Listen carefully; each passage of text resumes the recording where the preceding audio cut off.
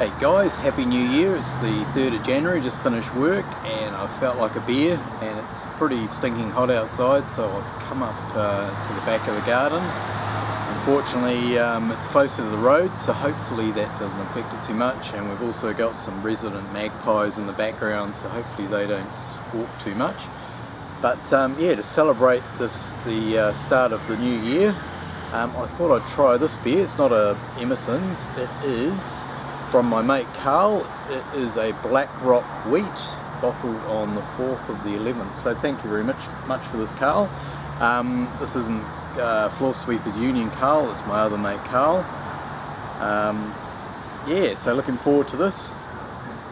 So I picked this up just before New Year's from Carl, so he said it was all good to go. It's 2 months old, so nice little hiss off the top. So yeah, I hope you guys have had a good Christmas and New Year. Pretty quiet at my end. Back at work, yeah, I was working between Christmas and New Year. I'm straight back to work after the New Year holidays, so really appreciating these beers. It's really humid here at the moment, so I might be able to pour this fairly aggressively. There we go. A little bit of the yeast in there. So there it is there. It looks absolutely fantastic, Carl. Beautiful, sort of, I was going to say burnt, but it's more of a vibrant sort of orange than a burnt orange. It's fantastic in the glass. Lots of carbonation streaming up. Not holding any head, unfortunately, but yeah, it's looking the part. It's looking tasty. So let's dive in, guys. Cheers to you all. Cheers, Carl.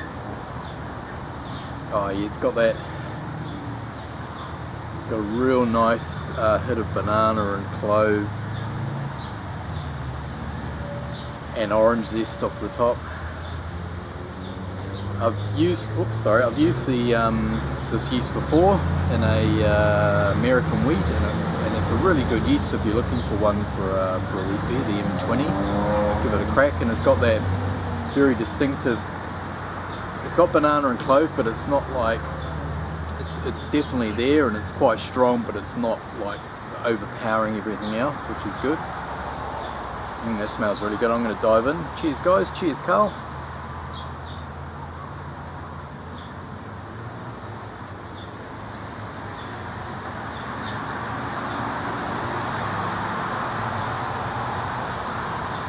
Always good. Wanted something nice and refreshing, and this definitely hits the mark. It's a little bit hazy. I did tip some of the yeast in there, or sediment, but you do that with the wheat anyway. It's got a nice mouthfeel to it, quite a sort of a juicy sort of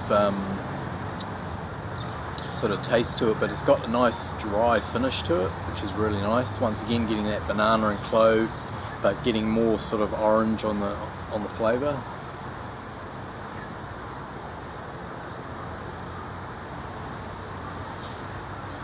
Super refreshing. Don't know what the ABV of this is, but yeah, it's going down an absolute treat. So thank you very much for that, Carl. It's a fantastic beer. I could definitely go a few of these on a hot day.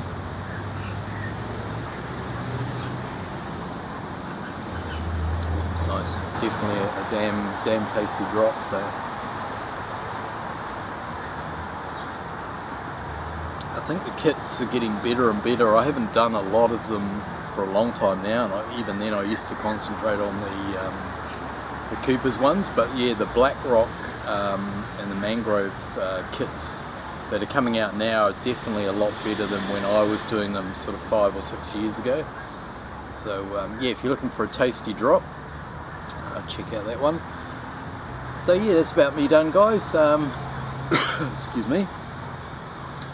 Yeah, brewing wise, I haven't done any more. I haven't had a chance with working through Christmas and New Year to get a replacement fridge, but after this weekend I'm going to make a concerted effort to do that, because I really want to get into using those hops from Ann Rogerson from the German's brewery. So I've got Fusion, Jester and Mandarina Bavaria to use up, so I really need to, well, not only need to get into them, I really want to. Yeah, taking about a 6 or 8 week break from brewing is way too long, so okay guys, enjoy the rest of your week, and if you're on holidays, enjoy your holidays. I'm going to enjoy the rest of this under the shade here, and we will catch you in the next video. Over and out. Cheers.